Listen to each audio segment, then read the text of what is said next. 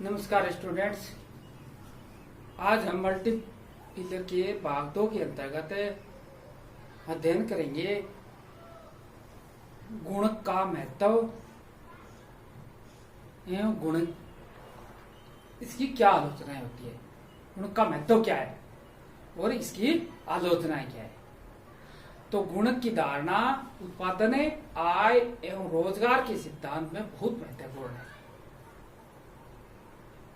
गुणक के महत्व इस प्रकार है कि विनियोग कार्य में महत्व, गुणक का महत्व एक है। पहला, विनियोग कार्य में महत्व, कार्य में क्या महत्व, गुणक का। तो गुणक सिद्धांत आय एवं रोजगार सिद्धांत में विनियोग क्रिया का महत्व स्पष्ट करता है। प्रभावपूर्ण मांग यानी इफेक्टिव डिमांड उपभोग फलन तथा विनियोग फलन पर निर्भर करती है। इफेक्टिव डिमांड किस पर निर्भर करती है? उपभोग फलन और विनियोग फलन पर निर्भर करती है। अल्पकाल में उपभोग फलन स्थिर रहता है। विनियोग में परिवर्तन के अनुसार ही अर्थव्यवस्था में आय एवं रोजगार में उतार चढ़ाव आती है। विनियोग के अनुसार ही आय में उतार चढ़ाव, रोजगार में उतार चढ़ाव। विनियोग कितने गुना वृद्धि होगी, जिससे आय में कितनी वृद्धि होगी, विनियोग के कारण ही होगा। और विनियोग अगर ज्यादा होगा तो अर्थव्यवस्था में रोजगार ज्यादा होगा, और विनियोग कम है तो रोजगार कम होगा। विनियोग की थोड़ी सी मात्रा में वृद्धि से आय तथा रोजगार में अधिक क्या आती है? कमी आती है, अधिक कमी आती है थोड़ी सी वृद्धि है। तो विनियोग की मात्रा में वृद्धि और कमी से रोजगार में कमी और वृद्धि होती रहती है। तो विनियोग कार्य में इसका महत्व है, गुणक का। दूसरा इसका महत्व है व्यापार चक्रों के विश्लेषण में सहायक है। कौन है? गुणक। व्यापार चक्रों के विश्लेषण में सहायक है,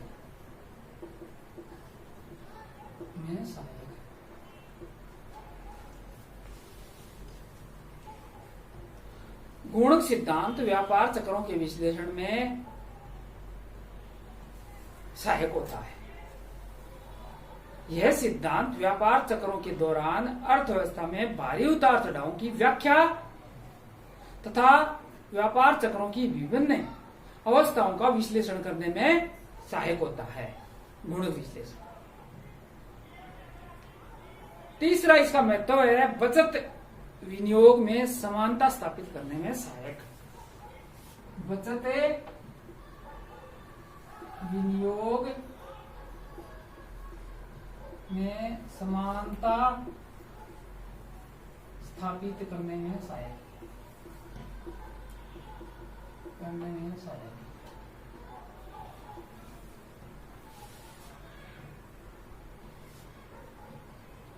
गुणक बचत एवं विनियोग में समानता स्थापित करने में सहायक होता है। जब विनियोग में वृद्धि की जाती है तब बचत एवं विनियोग में असमानता उत्पन्न हो जाती है, परंतु विनियोग से आय में वृद्धि होती है और आय की बढ़ने से बचते विनियोग के बराबर हो जाती है। इस प्रकार बचत विनियोग में समानता स्थापित करने में सहायक होते हैं, गुणक। चौथा इसका महत्व कह सकते हैं आर्थिक नीतियों के निर्धारण में सहायक है। आर्थिक नीतियों के निर्धारण में सहायक है।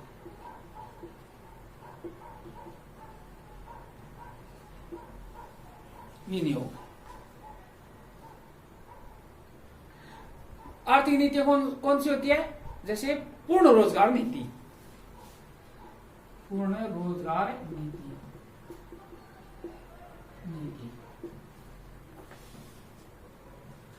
यदि सरकार देश में पूर्ण रोजगार की स्थिति प्राप्त करना चाहती है तो इसके लिए सरकार को अर्थव्यवस्था में विनियोग बढ़ाना होता है। विनियोग बढ़ाएगा तभी रोजगार अधिक प्राप्त होगा। ये हम पहले ही इससे पूर्व पढ़ चुके हैं। विनियोग बढ़ाए तभी रोजगार की स्थिति अधिक होगी। और व्यापार चक्रों पर नियंत्रण, व्यापार चक्रों पर नियंत्रण।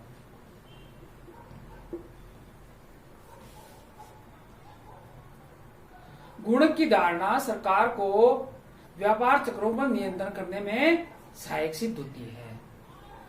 जब अर्थव्यवस्था में अत्यधिक स्फीति की स्थिति हो यानी इन्फ्लेशन हो, उस समय सरकार को अपने विनियोग तथा व्यय में कमी करनी चाहिए। व्यय में कमी करनी चाहिए स्फीति की स्थिति हो। तथा मंदी के समय सरकार को अपने विनियोग तथा व्यय में क्या करनी चाहिए? वृद्धि करनी चाहिए। मंदी के समय तो वृद्धि करे और स्फीति के समय कमी करे। सार्वजनिक विनियोग का महत्व, सार्वजनिक विनियोग का महत्व।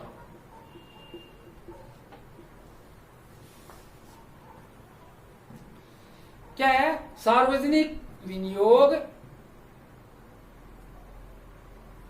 स्वयमान विनियोग होता है, ठीक है, तथा यह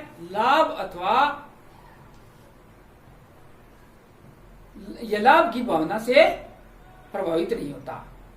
तेजी एवं मंदी पर नियंत्रण करने तथा पूर्ण रोजगार का स्थिर प्राप्त करने एवं उन्हें बनाए रखने के लिए सरकारी विनियोग का महत्व होता है। ये तो हमने पढ़ा गुणक का महत्व। गुणक का क्या महत्व है? गुणक का महत्व है। अब गुणक की आलोचनाएं कि ये गुणक है, इसकी किस आधार पर आलोचना की गई है? आलोचनाएं,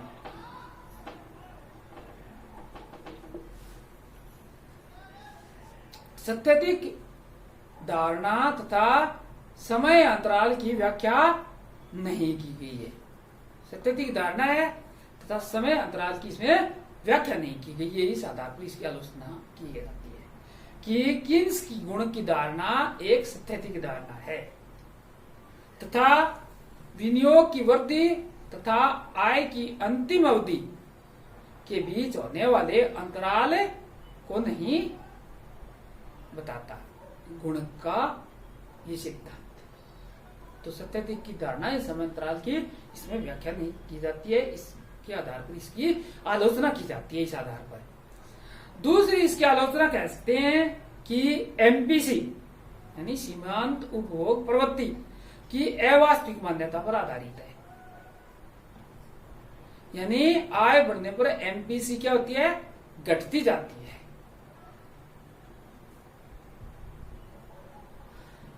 तीसरी इसकी आलोचना है विनियोग तथा आय के मध्य कोई सुनिश्चित यांत्रिक संबंध नहीं हो सकता।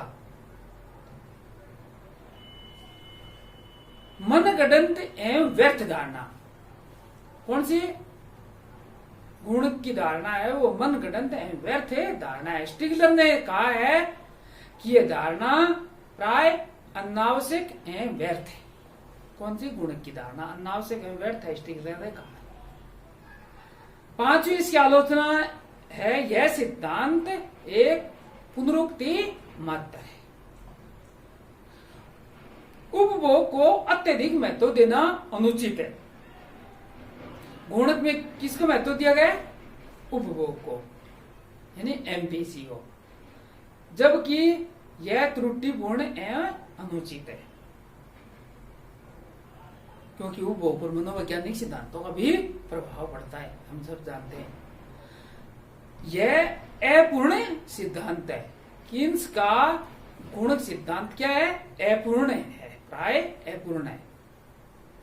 और यह गुण का सिद्धांत एक पक्षीय सिद्धांत भी है कि गुणक उपभोग व्यय के माध्यम से निवेश पर पड़ने वाले प्रभाव की तो व्याख्या करता है। क्या?